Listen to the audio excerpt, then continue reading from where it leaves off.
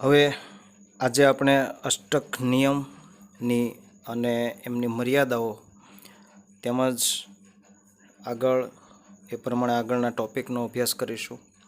હવે અષ્ટકનો નિયમ આપણે પહેલાં પણ શીખી ગયા છીએ કે લુઈસ અને ક્રોસેલ આ બંનેએ સંયુક્ત ક્રમે અષ્ટકનો નિયમ આપ્યો અને એના નિયમ મુજબ પરમાણુઓ સંયોજકતા ઇલેક્ટ્રોનની ભાગીદારી કરી અને એમનું સંયોજકતા અષ્ટક પૂર્ણ કરે છે. સંયોજકતા કક્ષકની અંદર બધા જ પરમાણુઓ પાસે પૂરતા ઇલેક્ટ્રોન હોતા નથી. અષ્ટક એટલે 8 ઇલેક્ટ્રોન પૂરતા હોતા નથી.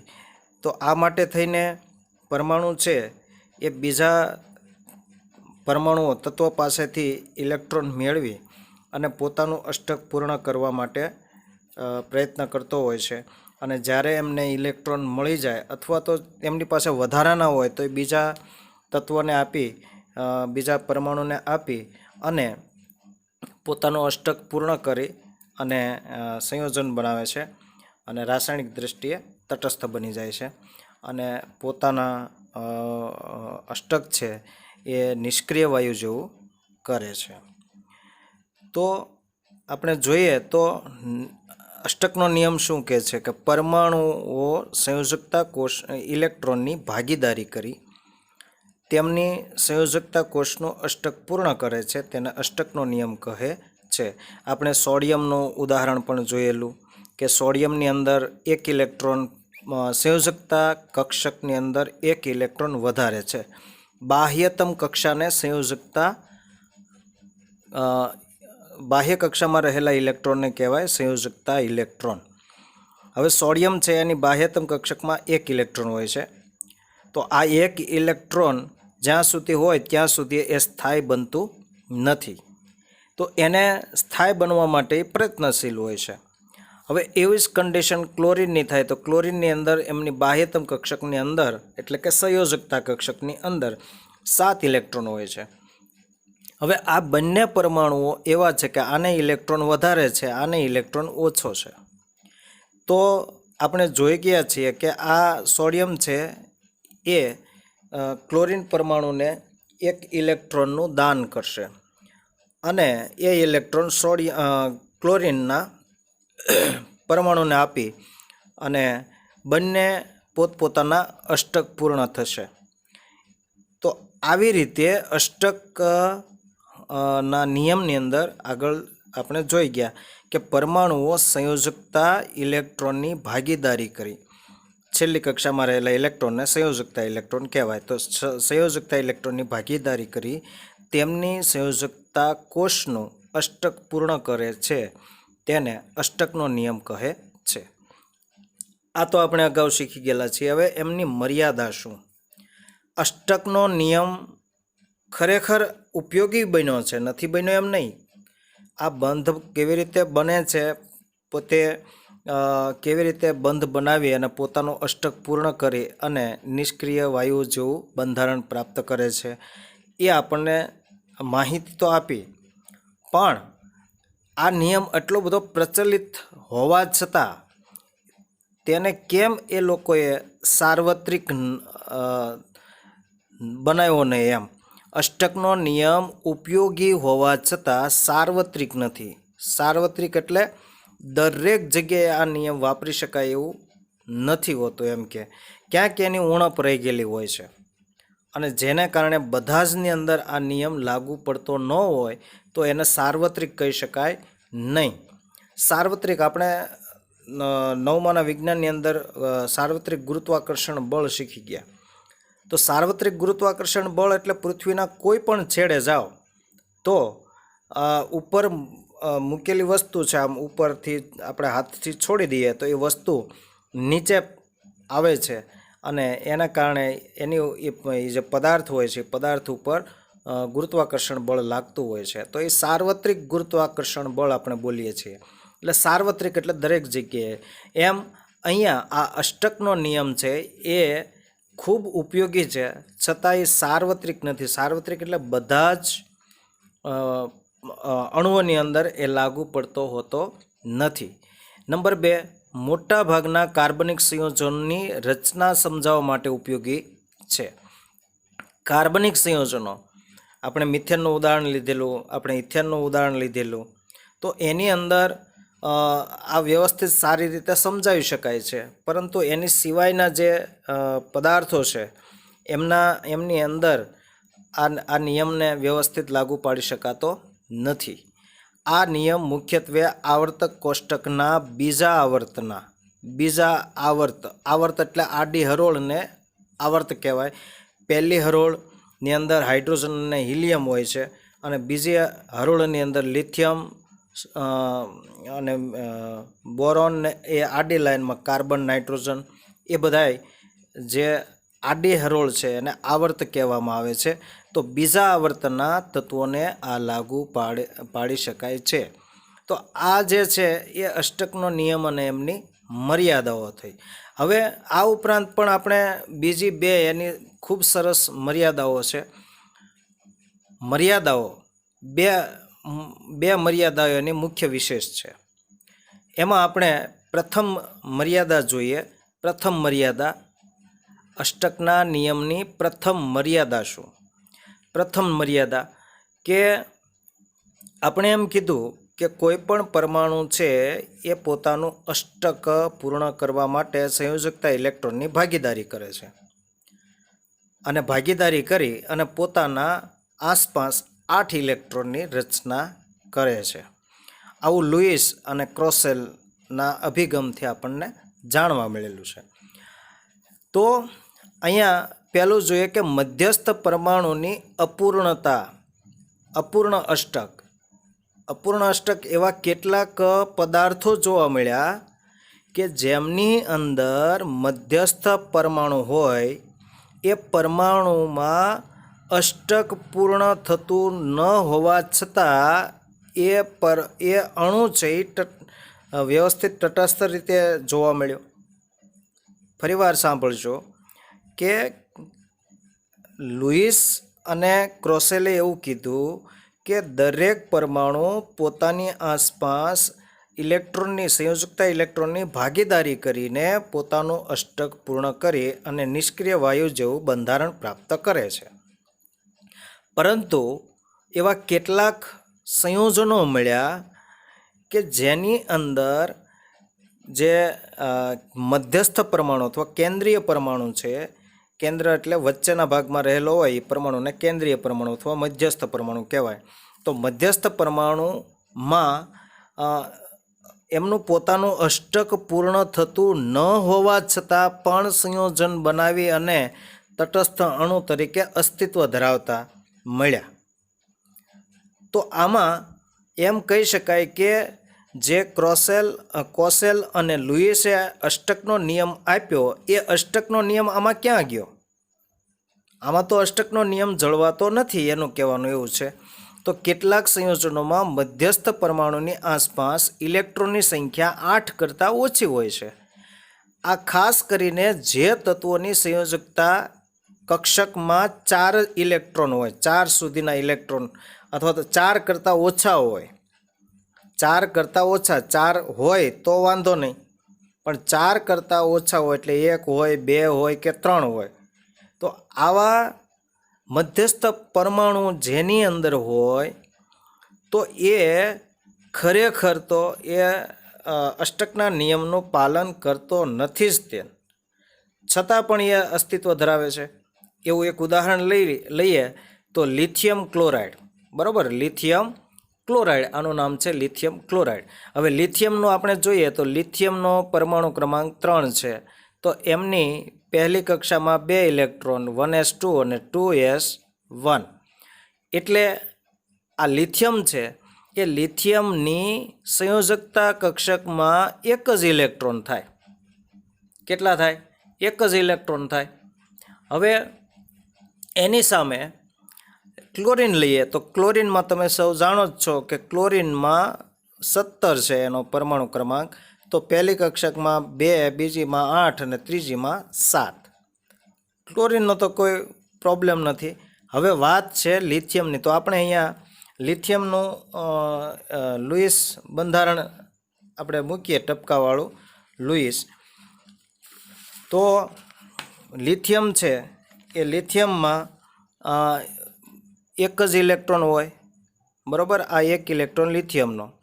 જ્યારે ક્લોરીન પરમાણુમાં 7 ઇલેક્ટ્રોન બાહ્યતમ કક્ષકમાં હોય, એટલે આપણે ક્લોરીન પરમાણુના 7 ઇલેક્ટ્રોન દર્શાવી દઈએ, Cl. એમાં એક આ બંધ બનાવવામાં ભાગ લે છે, 7 હોય, બરાબર. નો ખ્યાલ આવે તો 1s2, 2s2, 2p6, 3s2, 3p6, 3p5, બરાબર. આટલા સુધીનું નિયોનનો, એટલે અહીંયા તમે નિયોન લખો તો પણ ચાલે. આટલી જે ઇલેક્ટ્રોન રચના છે એ નિયોનની છે, 6 ને 2 8 ને 2 10, અને અહીંથી આ 3s2 અને 3p5, બરાબર. તો 5 ને 2 7 ઇલેક્ટ્રોન એની બાહ્યતમ કક્ષકમાં થયા, એટલે કે સંયોજકતા કક્ષકમાં 7 ઇલેક્ટ્રોન હોય. તો એ 7 ઇલેક્ટ્રોન આપણે બતાવી દઈએ અહીંયા, 1, આ 2, આ 3, આ 4 5, 1 2 3 4 5 6 ને 7. હવે આપણે ક્લોરીનનું અષ્ટક જોઈએ, તો ક્લોરીનનું અષ્ટક થાય છે પૂર્ણ જોઈએ, તો ક્લોરીનનું અષ્ટક પૂર્ણ થઈ જાય છે.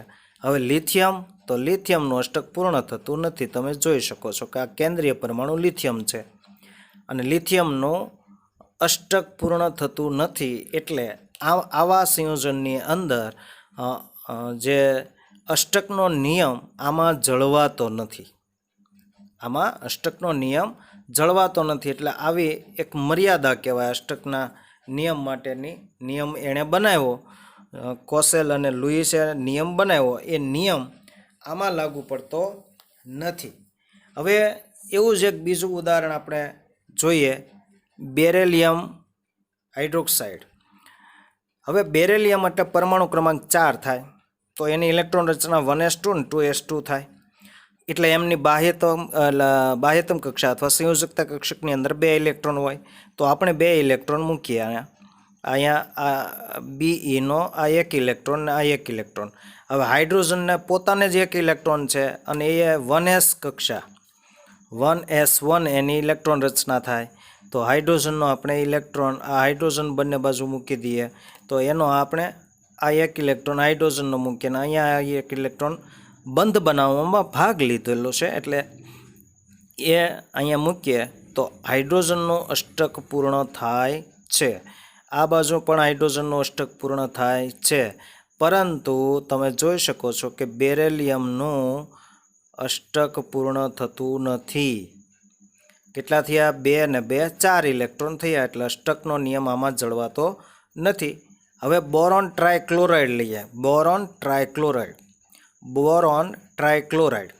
હવે એમાં બોરોનનો પરમાણુ ક્રમાંક છે 5, એટલે એમાં 5 ઇલેક્ટ્રોન હોય. એમાંથી 2 ઇલેક્ટ્રોન વયા ગયા 1s2 કક્ષકમાં, બાકી રહ્યા 1s2, 2s2 અને 2p1. 2p1 આ બોરોનની ઇલેક્ટ્રોન રચના જો આવી રીતની થાય. આની જરૂર નથી, આ તો સમજાવવા પૂરતું છે. 5, 1s2, 2s2 અને 2p1. કેટલા આવ્યા સંયોજકતા કક્ષકમાં? 3 ઇલેક્ટ્રોન આવ્યા, 2 અહીંયા ને 1 આ 3.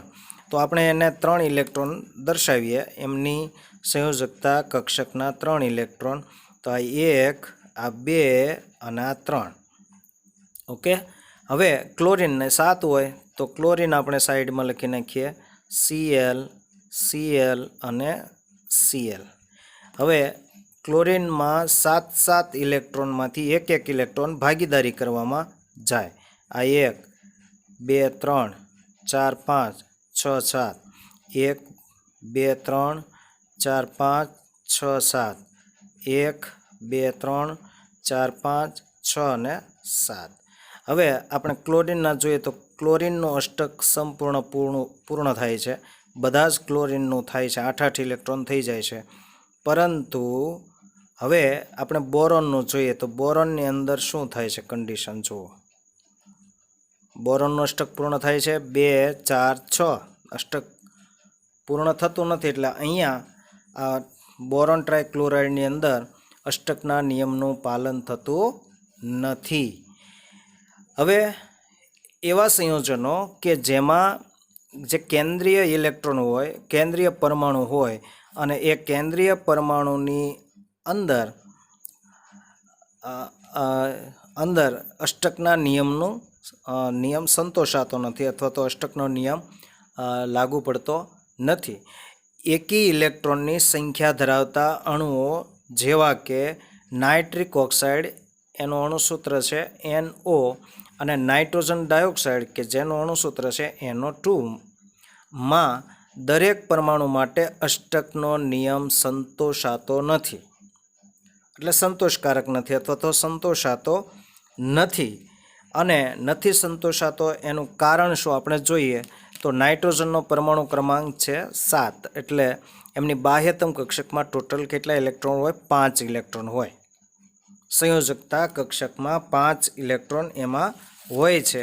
અને 5 ઇલેક્ટ્રોનની આપણે ગોઠવણી કરીએ તો 5 ઇલેક્ટ્રોનમાંથી ક્લોરીન સાથે ઓક્સિજન સાથે બંધ બનાવશે. હવે આપણે જોઈએ તો અહીંયા આ નાઇટ્રોજન, હવે નાઇટ્રોજનમાં 5 ઇલેક્ટ્રોનમાંથી 2 ઇલેક્ટ્રોન ઓક્સિજન સાથે બંધ બનાવવામાં જાય અને 2 અહીંયા અને 1 અહીંયા, 2, 4 અને 5 થયા. હવે એ જ રીતે ક્લોરીન પરમાણુની વાત કરીએ, ઓક્સિજન છે એની સાથે, તો ઓક્સિજનમાં 6 ઇલેક્ટ્રોન હોય એમની સંયોજકતા કક્ષકમાં, એમાંથી 2 આપણે અહીંયા મૂકીએ, બરાબર, અને 2 ને 2 4, 4 ને 2 6. તો હવે જુઓ, ઓક્સિજનનું અષ્ટક પૂર્ણ થઈ જશે, ઓક્સિજનનું અષ્ટક પૂર્ણ થાય છે 2, 4, 6 ને 8, પરંતુ નાઇટ્રોજનનું અષ્ટક પૂર્ણ થતું નથી. નાઇટ્રોજનમાં 2, 4, 6 ને 1 7. હવે બને ત્યાં સુધી એકી સંખ્યામાં હોય નહીં ઇલેક્ટ્રોન, યુગ્મ તરીકે જ હોય છે, બરાબર. યુગ્મ તરીકે હોય એટલે એકી ઇલેક્ટ્રોન અણુઓ કે એવો અણુ કે જેમાં કેન્દ્રીય પરમાણુ પાસે 1 ઇલેક્ટ્રોન જ હોય, કેન્દ્રીય પરમાણુ પાસે 1 ઇલેક્ટ્રોન હોય, તો આવા અણુઓની અંદર આવો અણુ એટલે કોણ? Nitric oxide. આવા અણુની અંદર અષ્ટકના નિયમનું પાલન થતું નથી અથવા તો અષ્ટકનો નિયમ જળવાતો નથી અથવા તો અષ્ટકનો નિયમ સંતોષાતો નથી. હવે એવું જ બીજું ઉદાહરણ છે નાઇટ્રોજન ડાયોક્સાઇડ. હવે એની અંદર શું થાય જોઈએ? નાઇટ્રોજન તો છે આનો એમાં 2 ઇલેક્ટ્રોન, આપણે 5 ઇલેક્ટ્રોન આની આજુબાજુ હોય છે.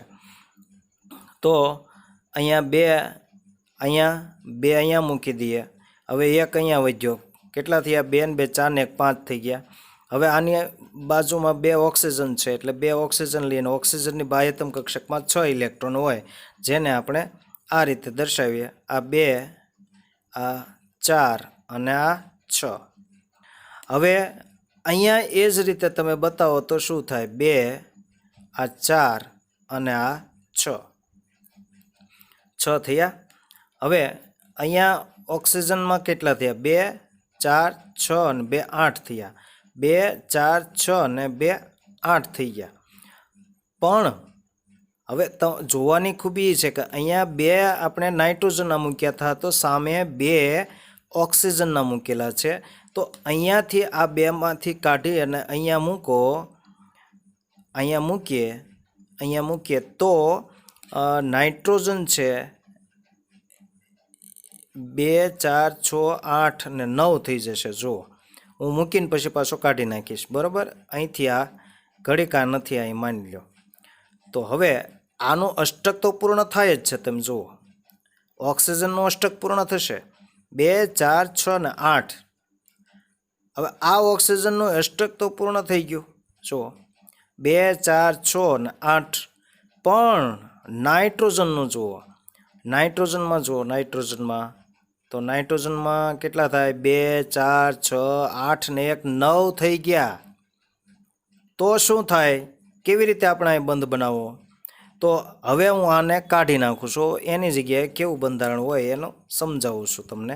આ નાઇટ્રોજન નાઇટ્રોજનમાં આપણે 2 ઇલેક્ટ્રોન અહીંયા આ ઓક્સિજન સાથે બંધ બનાવવામાં ભાગ લેશે. હવે આ ઓક્સિજનને ઘડીક બાકી રાખું છું. પહેલાં આ ઓક્સિજનનું આપણે પૂર્ણ કરીએ. 2 ઇલેક્ટ્રોન અહીંયા આ ઓક્સિજનના 2 ને 2 4 અને 2 6.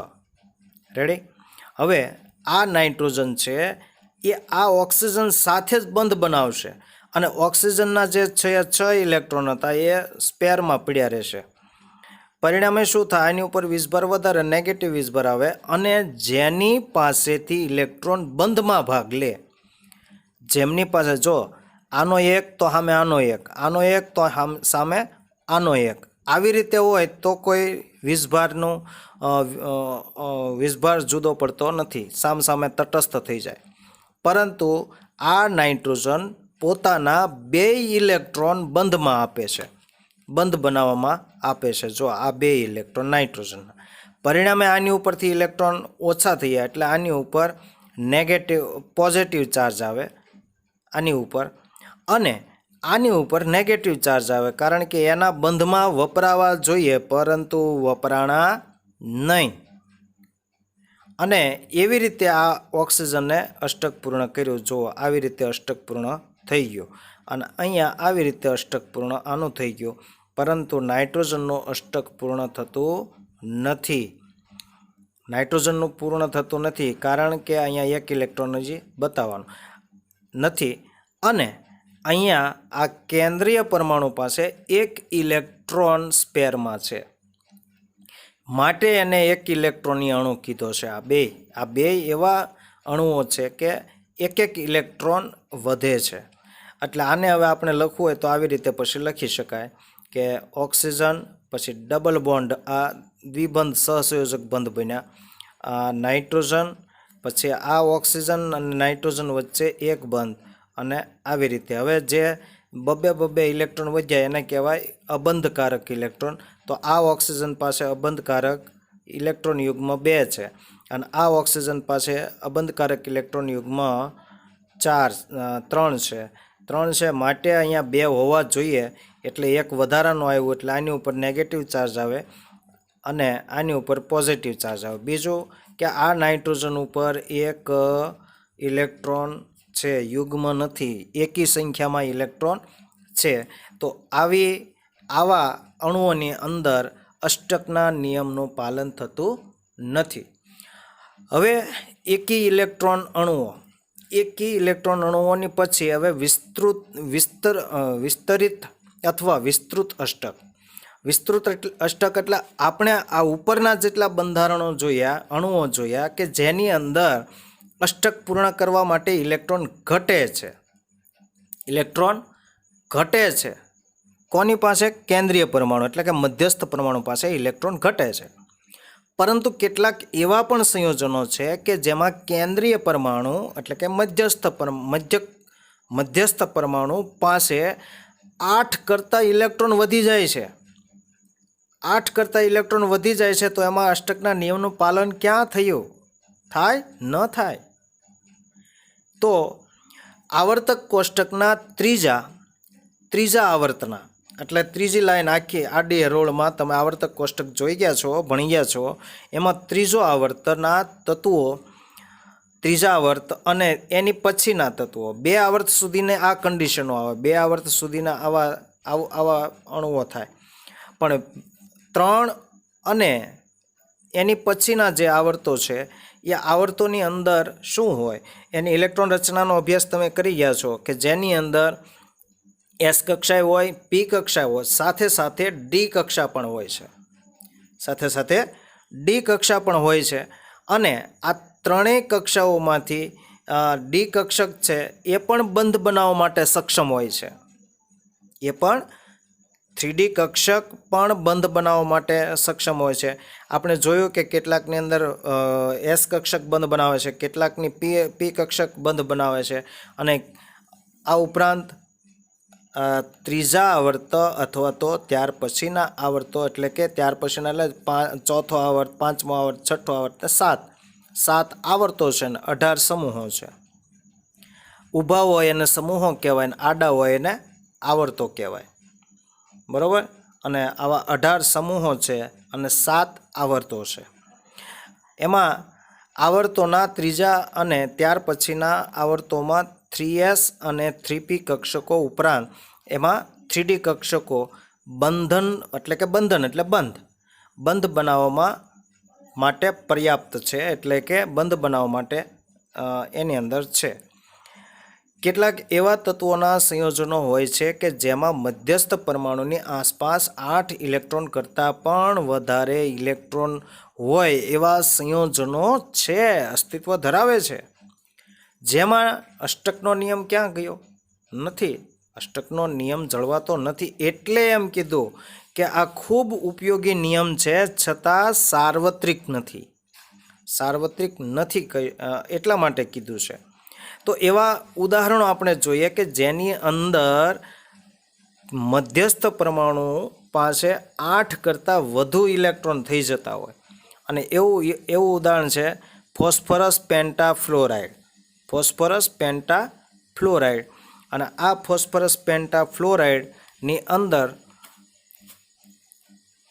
એનું બંધારણ આપણે જોઈએ તો આ કેન્દ્રીય પરમાણુ જે ઓછી વિદ્યુત ઋણતા ધરાવતું હોય એને કેન્દ્રીય પરમાણુ તરીકે લેવામાં આવે છે, અને વધુ વિદ્યુત ઋણતા ધરાવતું હોય એને એની આસપાસ ગોઠવવામાં આવે છે. બીજી રીતે કહું તો જેની સંખ્યા ઓછી હોય એને મધ્યસ્થ પરમાણુ તરીકે લેવાનું, અને વધુ સંખ્યા હોય એને એની ફરતે ગોઠવી દેવાનું. તો અહીંયા આ ફોસ્ફરસ આપણે લખીએ. ફોસ્ફરસનો પરમાણુ ક્રમાંક 15 છે.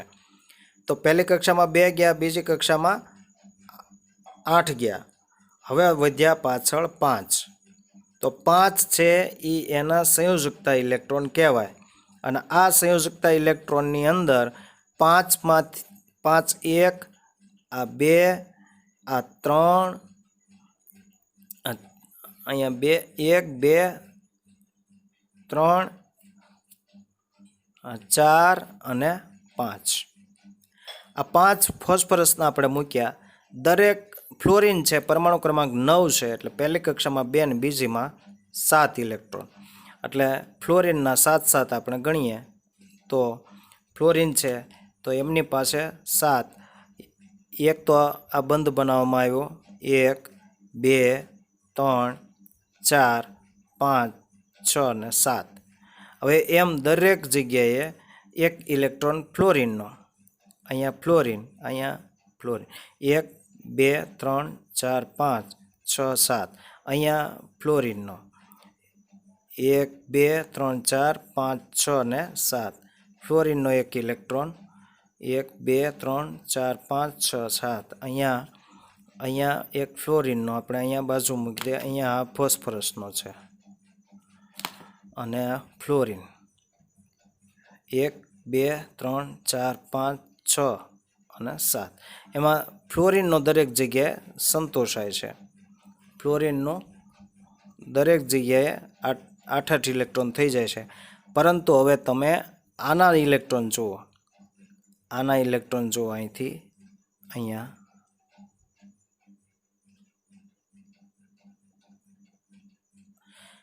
કેટલા થાય જુઓ, 2 4 6 8 ને 10 થઈ જાય છે.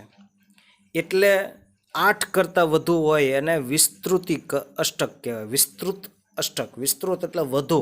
8 કરતાં વધુ હોય તો એને વિસ્તરિત કહેવાય અથવા વિસ્તૃત કહેવાય.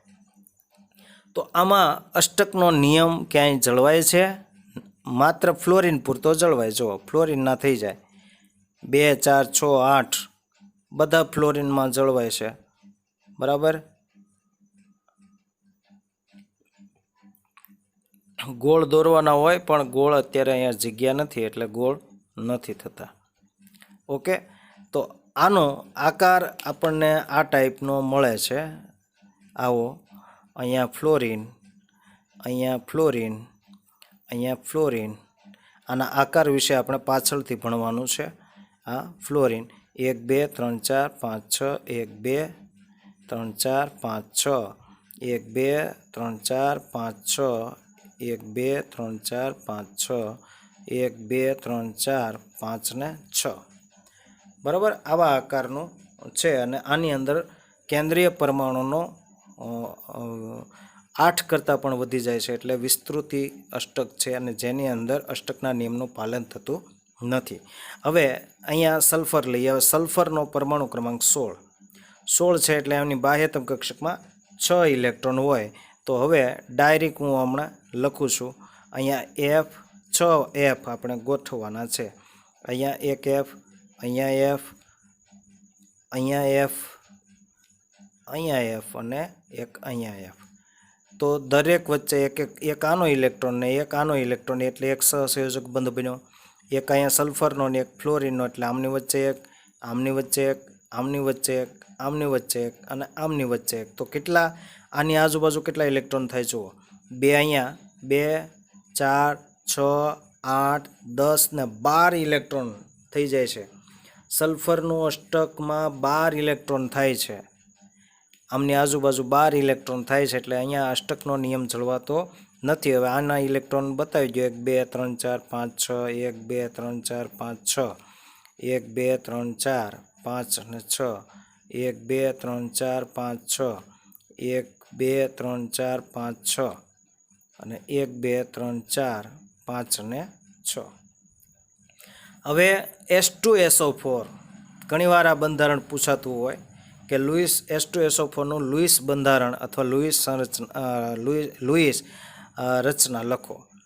હવે H2SO4માં S છે એ કેન્દ્રીય પરમાણુ છે. S કેન્દ્રીય પરમાણુ છે તો એને આપણે કેન્દ્રમાં રાખશું. 2 હાઇડ્રોજન, હંમેશા હાઇડ્રોજન છે એ ઓક્સિજન સાથે ડાયરેક્ટ જોડાય છે, સલ્ફર સાથે સીધો જોડાતો નથી બને ત્યાં સુધી. એટલે સલ્ફર આપણે વચ્ચે મૂકી દઈએ. એમની સાથે એક ઓક્સિજન અને એની સાથે એક હાઇડ્રોજન આ સહસંયોજક બંધથી બેમાં એક ઇલેક્ટ્રોન ઓક્સિજન આપે છે. અહીંયા સલ્ફરનો એક આપશે અને એક ઓક્સિજન આપશે. અહીંયા ઓક્સિજન એક આપશે અને એક હાઇડ્રોજન આપશે. એ જ રીતે અહીંયા ઓક્સિજન અને અહીંયા હાઇડ્રોજન. હવે 4 ઓક્સિજન છે એમાંથી 2 તો આપણે બતાવી દીધા. તો 2 છે એ આની આજુબાજુમાં આ રીતે દ્વિબંધથી જોડાય ત્યારે જ આનું અષ્ટક પૂર્ણ થશે. હવે 2 3 4 5 અને 6, 2 અહીંયા બરાબર. અને હવે બાકી રહ્યા આ. હવે અહીંયા પણ 2 ઇલેક્ટ્રોન યુગ્મ બાકી રહેશે. અહીંયા પણ 2 ઇલેક્ટ્રોન યુગ્મ બાકી રહેશે. તો હવે સલ્ફરના ઇલેક્ટ્રોન ગણીએ તો કેટલા થાય? 2 4 6 8 10 ને 12. 12 ઇલેક્ટ્રોન એના અષ્ટકમાં થાય છે. અષ્ટક ન કહેવાય પણ 12 ઇલેક્ટ્રોન થઈ જાય છે એટલે અહીંયા અષ્ટકના નિયમનું પાલન થતું નથી. આપણે અહીંયા 2 સલ્ફરના સંયોજનો જોયા. એક H2SO4 એટલે કે સલ્ફ્યુરિક એસિડ અને સલ્ફર હેક્ઝાફ્લોરાઇડ. સલ્ફર હેક્ઝાફ્લોરાઇડ કે જેની અંદર સલ્ફર છે અને અહીંયા બંને જગ્યાએ સલ્ફરમાં અષ્ટકના નિયમનું પાલન થતું નથી. તેમ છતાં કેટલાક સલ્ફરના એવા પણ સંયોજનો છે કે જેની અંદર સલ્ફરનું અષ્ટક પૂર્ણ થઈ જતું હોય. બધી જગ્યાએ એવું હોતું નથી. તો અહીંયા સલ્ફર જે છે અહીંયા HCl2 એક એવું સંયોજન છે કે જેની અંદર સલ્ફર છે એ સલ્ફરનું અષ્ટક પૂર્ણ થાય છે. જોઈએ બરાબર આની અંદર પૂર્ણ થાય છે કે નહીં જોઈએ. સલ્ફર એટલે એમની 16 પરમાણુ ક્રમાંક એટલે 2 અને 10 ગયા, 10 ગયા બાદ કરી નાખો. 2 અને 8 એટલે 10 થઈ ગયા. 1s2 2s2 2p6 એટલે 6 ને 2 8 ને 10 થઈ ગયા. હવે પાછળ વધ્યા 6 તો એ 6 ઇલેક્ટ્રોન માંથી 1 ઇલેક્ટ્રોન અહીંયા, 1 ઇલેક્ટ્રોન અહીંયા, 2 ઇલેક્ટ્રોન અહીંયા અને 2 ઇલેક્ટ્રોન અહીંયા. બરાબર 2 4 5 ને 6. હવે દરેક સાથે એક ક્લોરીન જોડી દઈએ. એક ક્લોરીનનો ઇલેક્ટ્રોન આપણે બંધમાં મૂકી દઈએ. 1 2 3 4 5 6 ને 7. 1 2 3 4 5 6 ને 7. હવે ક્લોરીનનું તો થઈ જાય આરામથી, અષ્ટક પૂર્ણ થઈ જાય છે. પરંતુ સલ્ફરનો હવે જોઈએ 2 4 6 ને 8 ઓકે થઈ જાય છે. તો આવા સંયોજનમાં તો થઈ જાય છે. આમાં અષ્ટકનો નિયમ જળવાય છે, એવો કોઈ જરૂર નથી. પણ કેટલાક સંયોજનની અંદર અષ્ટકના નિયમનું પાલન થતું નથી. તો આપણે આને કેવી રીતે બતાવશું? આને આપણે Cl S અને Cl, અહીંયા અબંધકારક ઇલેક્ટ્રોન 2 અને આમાં 3 યુગ્મો અબંધકારકના, ક્લોરીન પાસે 3 અબંધકારક ઇલેક્ટ્રોન યુગ્મો છે. હવે અષ્ટકના નિયમની બીજી મર્યાદા અથવા ખામી નાની એવી જ છે. હવે અષ્ટકનો નિયમ આપણે જોયું કે કોઈ પણ પરમાણુ છે એ ઉમદા વાયુ જેવું બંધારણ કરવા માટે પ્રયત્ન કરતો હોય છે. એટલે એમ કહી શકાય કે આ નિયમ જે છે, અષ્ટકનો નિયમ, એ ઉમદા વાયુના પાયા ઉપર રચાયેલો હોય એવું લાગે. એટલે અષ્ટકનો નિયમ ઉમદા વાયુઓની રાસાયણિક નિષ્ક્રિયતાના પાયા પર રચાયેલો છે. બરાબર. આમ છતાં આપણે જોયું કે ઉમદા વાયુઓ છે એ રાસાયણિક પ્રક્રિયામાં ભાગ લેતા નથી, કારણ કે તેમનું અષ્ટક પૂર્ણ થઈ ગયેલું હોય છે. Helium, neon, argon, krypton, xenon ને રેડોન, બધાની તમે ઇલેક્ટ્રોન રચના જોઈ લેજો, ક્યાંય એક પણ કક્ષા એની અધૂરી નથી. બધી જ કક્ષાઓ એની જેટલી હોય, દાખલા તરીકે નિયોન છે તો 1s2, 2s2 ને 2p6, એમાં એક પણ કક્ષા અપૂર્ણ નથી. અને અપૂર્ણ જેમાં હોય એ પોતાનું અષ્ટક પૂર્ણ કરવા માટે તો સંયોજન બનાવે છે, નહીંતર તો એને સંયોજન બનાવવાની કોઈ જરૂર નથી. આપણે અત્યારે શા માટે ભણીએ છીએ? કારણ કે આપણે કંઈક મેળવવું છે, અને મેળવવા માટે થઈને આ પ્રયત્ન કરીએ છીએ. પણ જો આપણને બધું મળી જાય તો, જે માગો એ મળી જાય તો આપણે મહેનત કરવાના છીએ? નથી જ કરવાના. આપણને એમ ભગવાન કહી દે કે માગ તારે જે જોવો એ હું બધું આપી દઉં, તારે ખાલી કહેવાનું કે આ જોઈએ હું હાજર કરી દે, આ જોઈએ હાજર કરી દે. તો આપણે એમ માગીએ કે મને 100% આપી દે, ભગવાન આપી દે, તમે મહેનત કરો? ન જ કરીએ. આપણને કોઈ ખવડાવવાવાળું હોય ને તો આપણે હાથે નથી લઈ જઈએ. બસ એમ કે નિષ્ક્રિય વાયુઓ છે એને ઇલેક્ટ્રોનની જરૂર જ નથી. છતાં અહીંયા આ નિયમની અંદર એવું કહેવામાં આવ્યું છે કે તમે તો એક બાજુ એમ કહો છો કે જે નિષ્ક્રિય વાયુઓ છે, ઉમદા વાયુ છે, એનું અષ્ટક પૂર્ણ થઈ ગયેલું છે. અષ્ટક જેનું પૂર્ણ થયેલું હોય એ પરમાણુ પછી કે અણુ રાસાયણિક દ્રષ્ટિએ પછી રાસાયણિક દ્રષ્ટિએ નિષ્ક્રિય થઈ જતો હોય છે. એટલે રાસાયણિક પ્રક્રિયામાં ભાગ લેતો નથી, કારણ કે એને જરૂર જ નથી. તો નિયોન, આર્ગોન, ક્રિપ્ટોન, ઝેનોન આ બધા એવા વાયુઓ છે કે જેનું અષ્ટક પૂર્ણ થઈ ગયેલું છે. તેમ છતાં પણ એમાંથી ઝેનોન અને ક્રિપ્ટોન કેટલાક એવા સંયોજનો ઓક્સિજન સાથે અને ફ્લોરિન સાથે સંયોજનો બનાવેલા મળ્યા એટલે આપણે કહી શકીએ કે આ નિયમનું પાલન થતું નથી. તો આમ છતાં કેટલાક ઉમદા વાયુઓ ઝેનોન, જેની સંજ્ઞા છે Xe, અને ક્રિપ્ટોન કે જેને Kr તરીકે ઓળખવામાં આવે છે, જેઓ ઓક્સિજન અને ફ્લોરિન સાથે સંયોજાય છે અને XeF2, KrF2 અને ઝેનોન ઓક્સીફ્લોરાઇડ આવા સંયોજનો જોવા મળ્યા. નંબર આગળ, આ સિદ્ધાંત, આ જે અષ્ટકના નિયમ છે એ નિયમ અનુસાર અણુઓના આકાર વિશે કોઈ માહિતી આમાંથી મળતી નથી. કે કોઈ અણુ છે, પાણી છે તો પાણીનો અણુ આપણે નથી જોઈ શકતા, ખૂબ સૂક્ષ્મ છે. બાકી એની અંદર ઓક્સિજન અને હાઇડ્રોજન કઈ રીતે ગોઠવાયેલા છે એ અત્યારે હાલના આધુનિક સમયની અંદર એવા તકનિકી આવી ગયા, એટલે કે એવા સાધનો આવી ગયા છે જેના આધારે અણુઓમાં પરમાણુની ગોઠવણી કઈ રીતની છે એ જાણી શકાય છે. પરંતુ આપણે તો આ વિજ્ઞાન ઘણા સમય પહેલાંથી જે શોધાઈ ગયેલું છે એના ઉપર ચર્ચા કરતા હોઈએ છીએ. તો એ સમયની અંદર આ બધી વાતો થયેલી છે. આ સંશોધનો ધીમે ધીમે થતાં આટલા સુધી પહોંચ્યા છે અત્યારે. કે અત્યારે તમે જોયું હશે કે કોરોનાની રસી શોધવા માટે દરેક દેશો પ્રયત્ન કરી રહ્યા છે અને એના માટે આ કેમેસ્ટ્રી બહુ જ મહત્ત્વનો ભાગ ભજવે છે. કારણ કે એમાં રસાયણોની અંદરથી આ રસી તૈયાર કરવાની છે અને કેટલા સમયથી તમે જોવો છો કે દરેક દેશ એમની પાછળ અઢળક રૂપિયાનો ખર્ચો કરે છે આ રસી બનાવવા માટે થઈને. કારણ કે એની અંદર એવી પ્રક્રિયા કરવાની છે કે એ પ્રક્રિયાથી જે બનતું રસાયણ છે એ માનવ માટે ઘાતક પણ ન હોય, એની સાઈડ ઇફેક્ટ પણ ન હોય અને જે વાયરસ જે લાગેલો છે એવા દર્દીને પણ સારું થઈ જાય અને વાયરસ નથી લાગ્યો એવા દર્દીઓને પણ વાયરસ ન લાગે એ માટેની રસી તૈયાર કરવાની. તો એવું કેમિકલ તૈયાર કરવાનું છે.